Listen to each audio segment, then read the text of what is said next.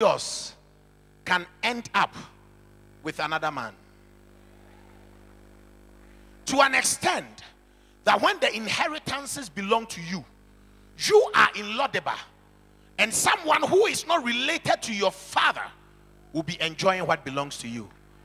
A lot of you, your cars have ended up with foreigners. Your promotion has ended up with foreigners because you were sleeping, because you were at Lodeba. But we are moving out of Lodeba. We are moving out of Lodeba. We are moving out of Lodeba. We are moving out of Lodeba. We are moving out of Lodeba. We are moving out of Lodeba. We are moving out. We are moving out of Lodeba. And then David said, is there anyone left there? He said, sir, there is one left there, but he's slain. Here it is, here it is. Here is the technicality. He didn't ask of the man's condition. He asked of the man's personality. And in trying to answer his personality, he adds his condition to it. And that is how cruel men can be. When they are asked of your personality, they add your condition to it.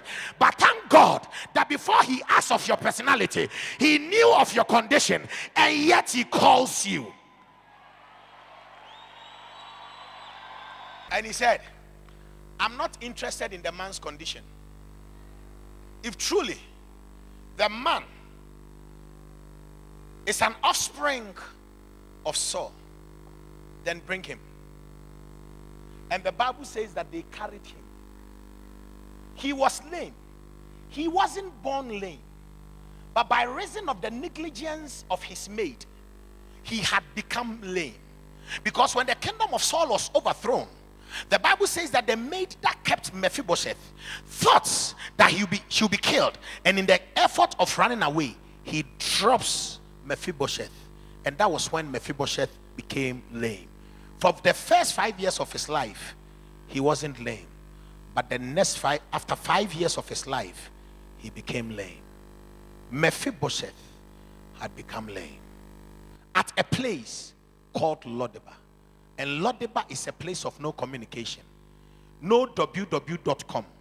No 077. No MTN. Nothing of communication works in Lodeba. And that was where Mephibosheth was. But if you're a person of covenant, it doesn't matter where the devil places you. Where communication cannot get you, your covenant can get there.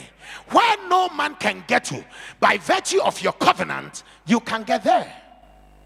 Let me try to preach my message.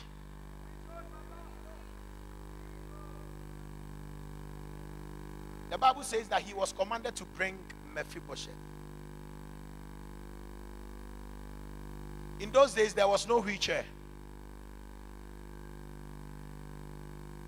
no bicycle. Theologians tell us that Ziba didn't have a horse, neither did he have a chariot, but he was commanded to go and bring a layman. How do you think the layman was brought? He was carried. He was carried. He that tries to mess you up will carry you up. He that tries to mess you up shall surely carry you up. He that messes you up will try to carry you. Ladies and gentlemen, can you imagine Mephibosheth being carried into the king's palace? And I can imagine Ziba going to pick him up, complaining and crying. How can I go and pick up a layman? Why, this man stinks. He doesn't smell good because he doesn't no more live in the palace. Whether he stinks or doesn't stink, whether you cry or don't cry, whether you like his prosperity or you hate his prosperity, the Lord has favored him. You cannot fight it. You cannot compete with it. You cannot say, God, why did you do it? Because the king has commanded. And when the king commands, whether you appreciate it or not, it is a commandment from the king. The Lord is going to command a word of prosperity about your life. And whether your friends like it or not, it is your time and your season. Whether the people around you like it or not, it is your time and your season. UFI, whether they like it or not, Spirit Embassy, whether they like it or not, it is not about the decision of man. It is about executive powers at work.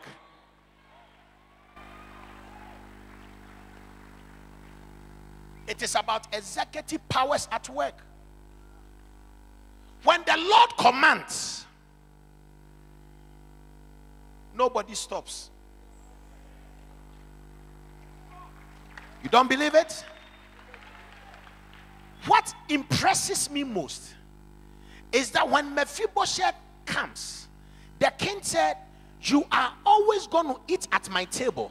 In the customs of the Jews, whenever the king sits down, he sits down with his sons and then they go to the table. So all of them sit down first. Then when the king comes, they all stand up as a sign of respect to the king. And then they all go to the table and eat together.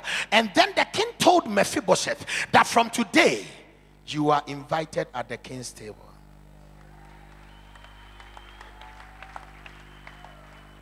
Okay, let me explain it better. You don't get it. You don't get it. You don't get it.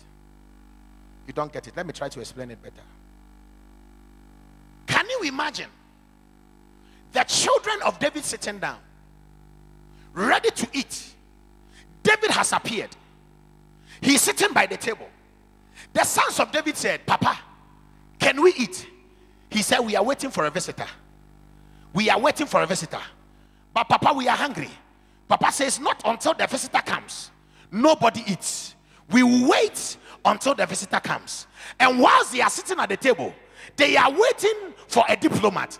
They are waiting for a UN representative. And just as they sit down, they see a man crawling on his ground. And immediately David stands up and they say, who is the visitor? And David said, this is the visitor. It doesn't matter your condition. When the Lord designs and then when the Lord purposes to lift you up, it doesn't matter how you walk. His purposes will surely come to pass.